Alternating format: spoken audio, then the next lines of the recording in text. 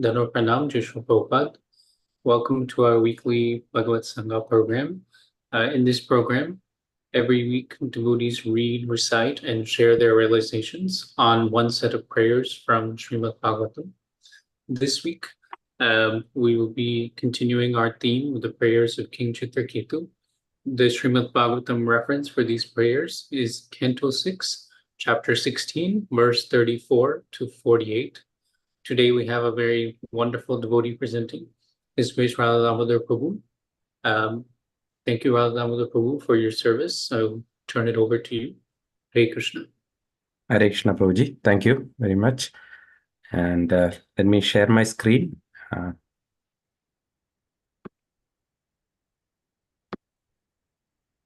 Hope you all can see the screen. We can see it, Prabhuji. Okay. So, Hare Krishna devotees, thank you, Hare Krishna Prabhuji. Would like to thank Sarah Prabhu, Jayasutra Mataji, Veena Mataji, and Prashant Prabhu giving me an opportunity to give the service of presenting this Bhagavatam realization. So the way we'll do is I've taken one of the verses and we'll go in detail, but I'll give the overall overview of everything, and I will also talk about a little bit about the background about Chitraketu Maharaj, and then we'll go from there. And depending on how much time we have, we'll go how much our detail we can go. Hare Krishna. So we'll move on to the next one. Before I start, we'll do some prayers. Om Namo Bhagavate Vasudevaya. Om Namo Bhagavate Vasudevaya. Om Namo Bhagavate Vasudevaya. Narayanam Namaskrityam Naram Chaiva Narottamam Devim Saraswatim Vyasam Tato Jaya Mudirete Nashtaprayeshu Abhadreshu Nityam Bhagavata Seveya Bhagavate Uttama Sloge Bhaktir Bhavati Naishtagi Om Jnana Dimrandasya Jnanjana Chalakaya Chakshurumidamena Tasmai Sri Guruve Namah Mugam Karodi Vachalam Pangulange Tegirim Yatkrapatam Mahamande Sri Gurum Dinataranam Krishnaya Vasudevaya Devaki Nandanaya Cha Nanta Gopa Kumaraya Govindaya Namo Namaha. Hare Krishna. So I will read one verse, which is one of the prayers, which I will go in little detail. So the verse is like this. Om Namo Bhagavate Vasudevaya. Paramanu Parama Mahatos Tvam Adya Anantantara Vatitraya Viduraha Adavande Apicha Satwanam Yadharun Edhruna Dhruvam Tad Evandarele Api. Translation and purport by Sri Venkateswara Bhaktivedanta Swami Prabhupada, Jai Srila Prabhupada, Srila Prabhupada Ki Jai.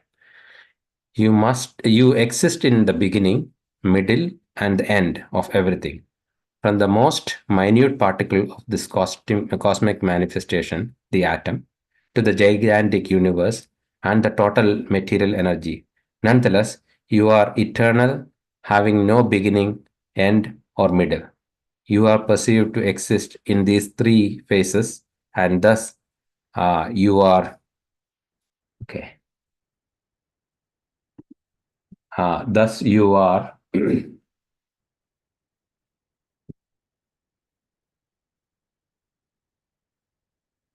you are perceived to exist in these three phases. Thus you are permanent.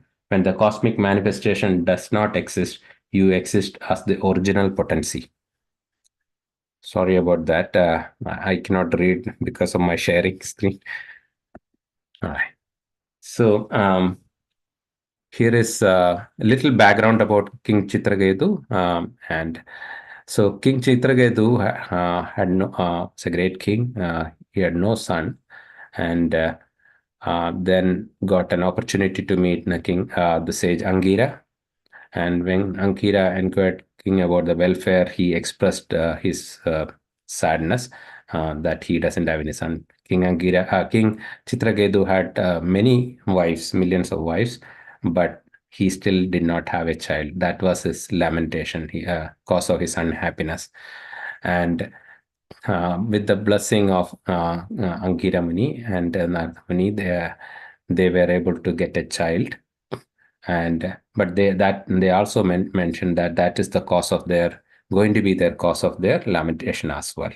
Happiness and lamentation is going to be the same child. So as soon as the child was born, they were very happy, but within few years, the child died. So again, they all became very unhappy. The reason for the child to become die is because his first wife delivered the child, but all the other wives were jealous of this, all the queen, the head queen, and they poisoned the child out of their jealousy, and the child died.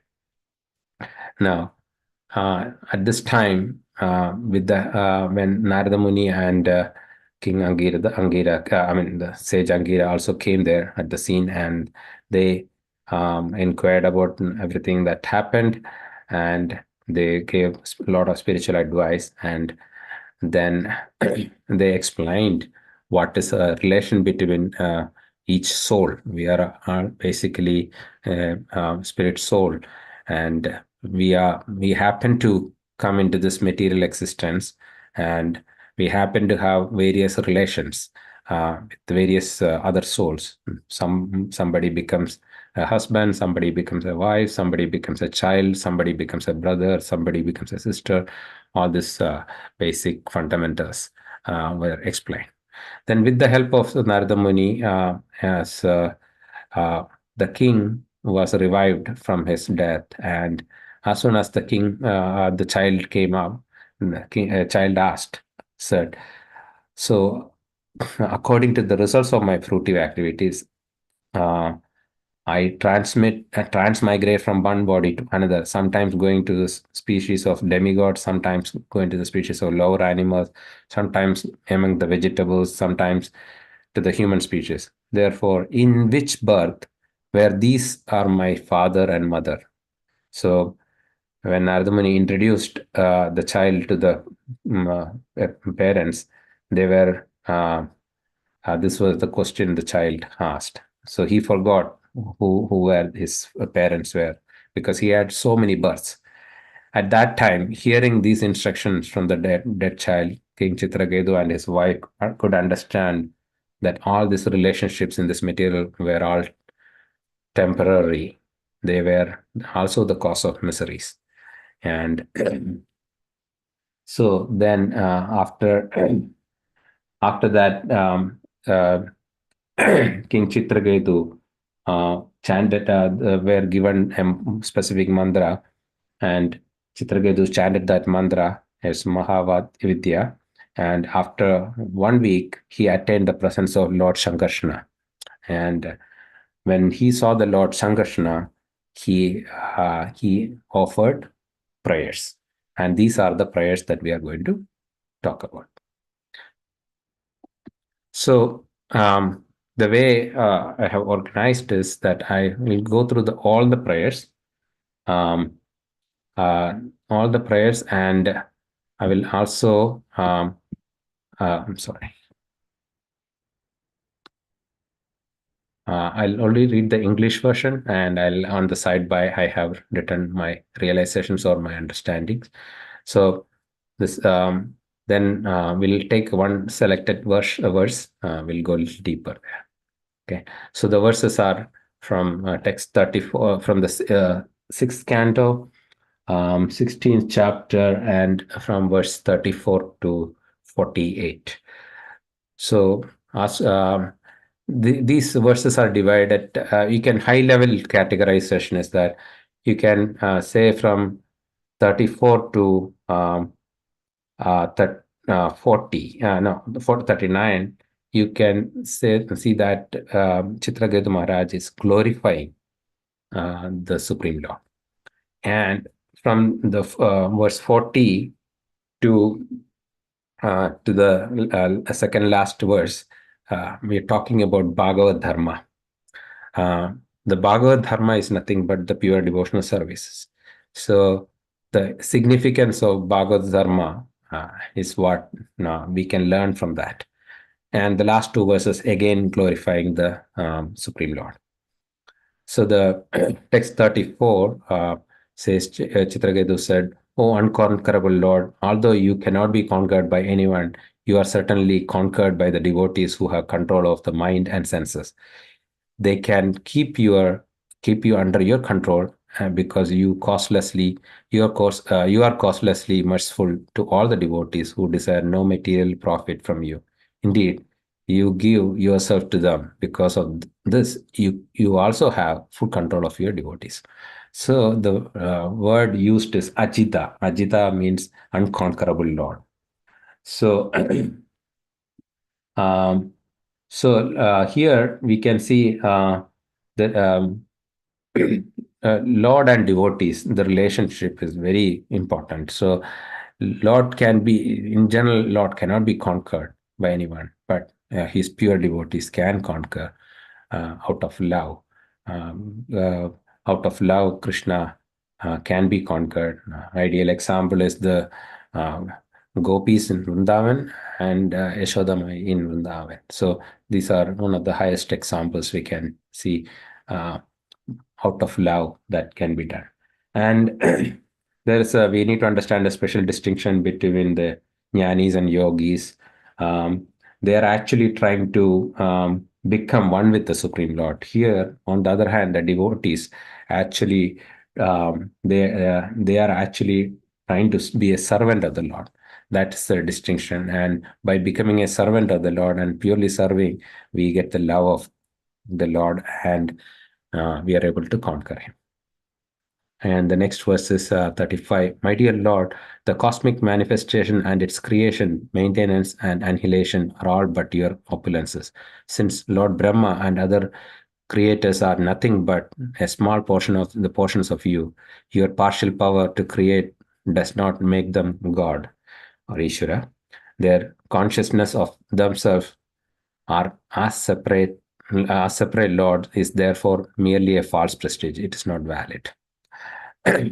So, so the here we are seeing the opulence of the Lord. The whole cosmic manifestation is the creation of the Lord, and compared to that, the demigods, such as Brahma, are all nothing, nobody. They are even the demigods are part and parcel of the Lord. So we are also part and parcel of the. So Mavai Amsha Jiva Loka Sanatana. So that's the verse. We are all part and parcel of the Supreme Lord. And devotees are always engaged in the devotional service of the Lord. So that is the position of us. Um, so we arrest, other than the Lord, everybody is insignificant.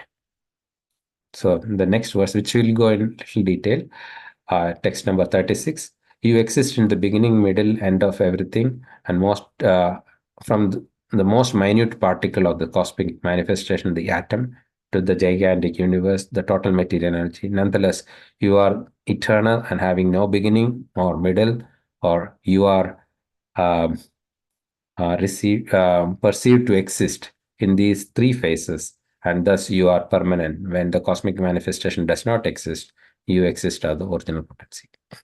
So here, Lord exists even in minute particle atoms to gigantic universe everywhere. Krishna is present everywhere, in between atom and in between atom as well. So we'll go a little deeper in this one. Hopefully, time permits. Text 37 is every universe is covered by 7 layers: earth, water, fire, air, sky, and the total energy, false ego, each 10 times greater than the previous one. There are innumerable universes besides this one. Now, although they are unlimitedly large, they move about like atoms in you. Therefore, you are called the unlimited, Ananta. So the unlimited universes are there, and so they are the whole material, the creation is unlimited, and as we know, the whole universes are created by the breathing of um, Vishnu from the causal ocean, and uh, and each of this, the greatness of this Supreme Lord's creation is that there are this material universe is covered by material elements, which are 7 in numbers, and they are earth, water, fire, ether, sky, air, ether, and the total material energy, which is Mahatattva and false ego. And starting at the lower layer, each one is 10 times larger than the other one.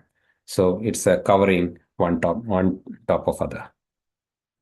So that shows how great big is the creation. 38. O Lord, O Supreme, unintelligent person who thirst for the sense enjoyment, who worship various demigods, are no better than animals in the human form of life.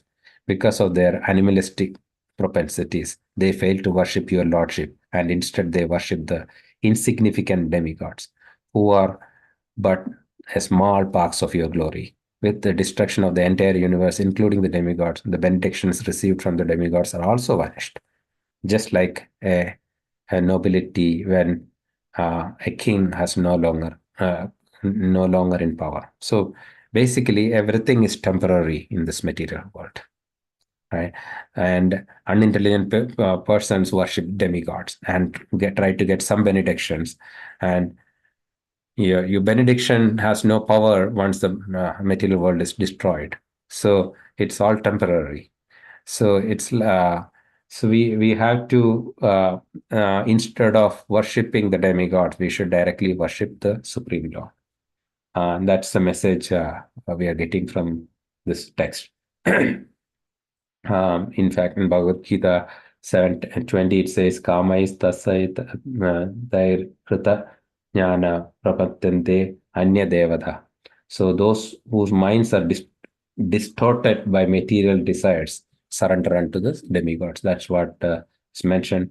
But instead of saying, or all material desires can be satisfied just by surrendering to the Supreme Lord.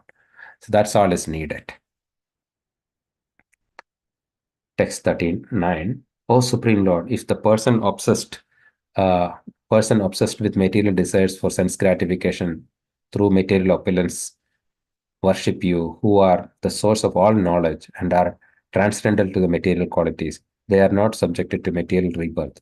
Just sterilized or fried seeds do not produce, just as sterilized or fried seeds do not produce plants. The living entities are subjected to the repetition of birth and death, and because they are conditioned by the material nature. But since you are transcendental, one who is inclined to associate with you in transcendence escapes this condition of material nature. Right. So this is where Krishna consciousness is the solution to repeated birth and death. That is basically in Bhagavad Gita, it's Janma Karma Chame Divyam Evam Yoveti Tvadaha Tattva Devam Punarjanmana iti Mameti So Arjuna. So one who knows my divine, knows the transcendental nature of my appearance and activities, does not, upon leaving this body, takes birth again in this material world, but attains my eternal abode, O Arjuna. So from this verse, we can clearly understand that we had to engage in the devotional service, become Krishna conscious. That way, we can escape from this the cycle of birth and death. There is no other way, actually, because otherwise we are going to suffer in this material world because of our material desires, various, and our tendency towards the sense gratification. So we are going to continue living here, but become Krishna conscious. That is the message we are getting from this verse. Text 40. O unconquerable one, when you spoke about BhagavatSanga, which is the uncontaminated religious system for achieving the shelter of your lotus feet, that was your victory. Person who have no material desires like the Kumaras, who are self-satisfied sages, worship you to be liberated from this material contamination. In other words, they accept the process of Bhagavad Dharma to achieve the shelter at your lotus feet. So, the message here is now from here we are talking about Bhagavad Dharma, which is nothing but pure devotional service. So, pure devotional service is actually Anyabhilashita Shunyam Jnana Karmadi Anavritam Anukulyena Krishnanushilanam Bhaktir Uttama. So, one should render transcendental loving services to the Supreme Personality, Supreme Lord Krishna, in a favorable way and without desires for material profit or gain and through fruitive activities or philosophical speculation. This is called pure devotional service. So we all should engage in pure devotional service in Bhagavad Dharma. That is the way to escape from, to actually surrender to the Lord.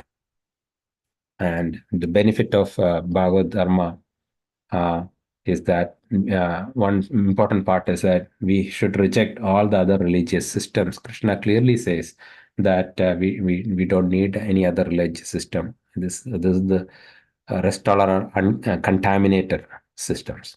So we will have victory once we have this follow the Bhagavad Dharma. Now the next we are continuing on the Bhagavad Dharma. Being text 41, being full of contradictions, all forms of religion and Bhagavad Dharma work under the conception of fruitive results and distinction of you and I, yours and mine. The followers of Srimad Bhagavatam have no such consciousness. They are all Krishna conscious, think that they are Krishna's and Krishna is theirs. There are other low-class religious systems which are contemplated for killing of enemies or gain of mystic power, but such religious systems, being full of passion and envy, are impure and temporary. Because they are full of envy, they are full of irreligion. So, as mentioned, it's a continuation of the previous. So, Bhagavad Dharma, in Bhagavad Dharma, there is no me and I and mine concept. It's pure devotees. For pure devotee, everything is Krishna's and Krishna is theirs. And rest of there are many religious systems already existing. They are full of envy. That is the key message. To be a pure devotee, we have to, the enviousness part has to get out of us. That's the message we are getting it. If you follow any other religious system, they're all contaminated by envy. And that's why Krishna says, Sarva Dharman Parisnitya Mamevam. So we just discard all the other religion and just surrender unto the Supreme Lord. That's the message we can understand from here. Text 42. How can a religious... Oh my goodness. Okay, I think I need to rush through faster because of the time. How can a religious system that produces envy of oneself and of others be beneficial for oneself and for them? What is auspicious about following such a system? What is actually being gained?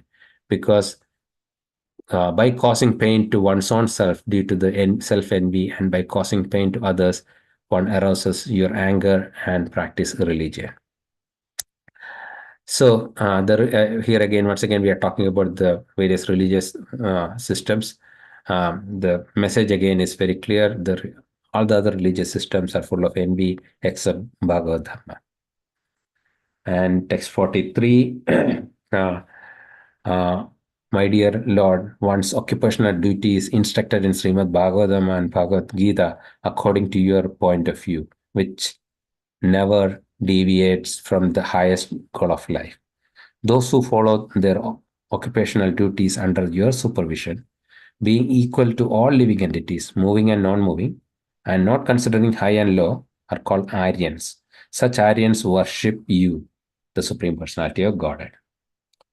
So, one of the message Srila Prabhupada giving here is that Chaitanya Mahaprabhu wanted everyone to become a guru and preach Bhagavad Dharma, meaning we should be talking about Krishna and the Supreme Lord and his glories and spread this message throughout the every town and village. By doing that, we are actually helping everyone to come to this platform. And a person who does such a preaching, a guru, they are called Aryans. They do not discriminate anybody. They are giving such knowledge without any discrimination. They are freely giving it out. That's what Sri Chaitanya Mahaprabhu did. And we are the followers of Sri Chaitanya Mahaprabhu, and we are also expected to do the same thing. Text 44. My Lord, it is not impossible for one to immediately free from all the material contamination by seeing you. Not to speak of seeing you personally, merely by hearing your holy name, your lordship, only once, even Chandalas, men of the lowest classes, are freed from the material contamination. Under the circumstances, who will not be freed from the material contamination simply by seeing you? So here, Chitraketu Maharaj actually saw the Supreme Lord, and immediately all the contamination, material contamination, went away from him. But Chitraketu Maharaj is saying is that just by hearing your holy name, your whole contamination can go away. So regardless of what class of person you are, right? Whether you are a Chandala or a highest class of person. So the message here is, let's hear about hearing is the one of the most important part of hearing. Chanting and hearing is the part of devotional service. So let's more hear about the about the Lord and his glories. Text 45. Therefore, my dear Lord, simply seeing you have now wiped away all the contamination of sinful activities and the result of the material attachment and the lusty desires, which are always filled my mind and the core of my heart. Whatever is predicted by great sage Narada Muni cannot be otherwise. In other words, I have obtained your audience as a result of being trained by Narada Muni. So this is also a very important part. So here so one must listen to an authority. Here Narada Muni is the authority, is the guru. So when we were trained by a bona fide guru, then we can achieve the perfection. So we should practice the devotional service under the guidance of a bona fide guru. That's the message we are getting from here. Text 46. I'll take a few more minutes. I'll try to finish the whole text. 46. O unlimited Supreme Lord, personality of Godhead, whatever the living entity does in this material world is well known to you because you are the super soul. In the presence of the sun, there is nothing to be revealed by the light of a glowworm. Similarly, because you know everything, your presence is there, nothing for me to be known. So, as soon as Chitraketu Maharaj saw the Supreme Lord, he actually could have asked various benedictions, but being a super soul, the Lord already knows your heart. So there is nothing to ask from him. So that's the message we are hearing. We don't need to ask anything. We just need to serve, and thereby we develop the love for the Supreme Lord. Text 47. My dear Lord, you are the creator, maintainer, and healator of the God's manifestation. But the person who are too materialistic, who are always seeing separateness, do not have eyes with which to see you. They cannot understand your real position. Therefore, they conclude the cosmic manifestation is independent of your opulence. And my Lord, you are supreme pure. You are full in all six opulences. Therefore, I pay my respectful obeisances unto you. So here, once again glorifying the Lord. Text 48. My dear Lord, it is after your endeavor that Lord Brahma, Indra, and other directors of the cosmic manifestation became occupied with their activities. It is after you perceive the material energy, my Lord, the senses began to perceive. The Supreme Personality of Godhead holds the universe in his head, just like a mustard seed. I offer my respectful obeisance unto you, the Supreme Personality of Godhead, who has thousands of heads. So Lord Sankarsana has thousands of heads, and the whole universe is resting on his head hoods, just like a mustard seed. So again, glorifying the Lord. And since I do not have the time here, I will skip the details of these verses. I was planning to say, I underestimated the time it takes. So thank you for giving me an opportunity. Hare Krishna. Back to you, Prashant Prabhuji. Hare Krishna. I don't know whether we can hear you. Hare Krishna Prabhuji.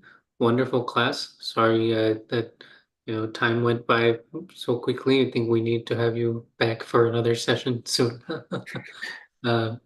Pooja, I will share some of your points just because they were so nice. You talked about the summary, how 34 to 39 glorifies the Lord, 40 to 46 talks about Bhagavat Dharma, which is pure devotional service, and then 47 and 48 also glorify the Lord. You mentioned you went through each and every verse very nicely. I'll share some points. You talked about how Lord in 34, the Lord is unconquerable, but still be conquered by devotees. Talked about how, you know, King Chitraketu glorifies the Lord by explaining how, he's the cosmic manifestation, everything is part and parcel of him, and he's within atoms, between atoms. He's, supporting unlimitedly large universes, and these large universes are also just like atoms. And contrasting that with the material world, which is temporary, and demigods are just a small spark. And ultimately, the only way is to worship the Lord is through Bhagavat Dharma. It's the only way to um, escape the cycle of birth and death, or else we're going to continue to suffer. You talked about how we should perform devotional service with, you know, um, in a favorable way, Anya Abhilash Sunyam verse, and Anukul with Anukul favorable. Talked about, without this means we reject all other religions, and we follow a process that has no envy. And in the relationship with Krishna, there's, Krishna and the devotee, and they both love each other. There's no I or mine. And how other religious systems are full of envy. And you also, we talked about we should follow Bhagavat Dharma, follow Chaitanya Mahaprabhu, should hear the holy name, which is the main thing we should do. And then that we should do it under the guidance of a guru. And finally, we talked about Krishna already knows what's in our heart and what we want. So we don't need to ask anything. We just need to serve. So thank you so much for the wonderful class, Prabhuji. Um, very nice points. And hopefully we can have you back to cover the rest of the points that you had. With that, devotees, we will conclude our program today. We will continue next week. If you would like to sign up or interested in presenting, please reach out to Minamata GRI. Thank you all for your service. Thank you. Hare Krishna. Thank you, Prabhuji. Hare Krishna.